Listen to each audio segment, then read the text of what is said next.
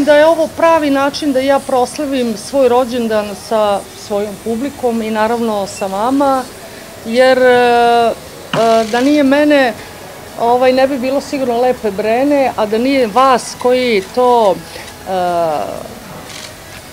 objavite naravno sa svim vašim komentarima i ovakvim i onakvim, naravno i dobrim i lošim. Naravno, to je ono što je mene dovelo evo na ovu poziciju da ja zaista trajem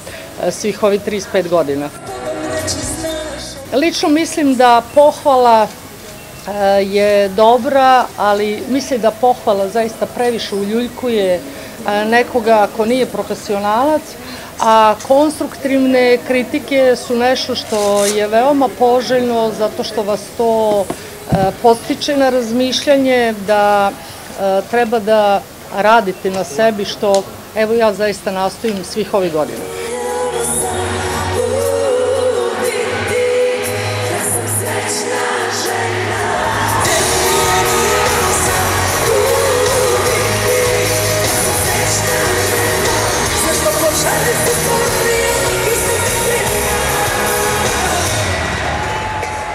Kada radimo ovakve velike koncerte, verujte mi da je to toliko psihofizički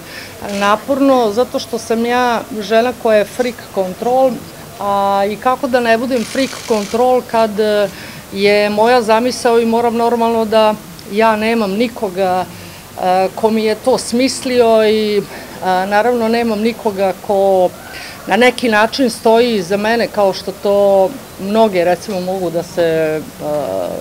osobe iz sveta show biznisa mogu da se naravno pohvale s tim. Mislim da je svaki put kada napunite arenu nov doživljaj i zaista želim da vidim kako će Brena sijati večeras i kakve će to nove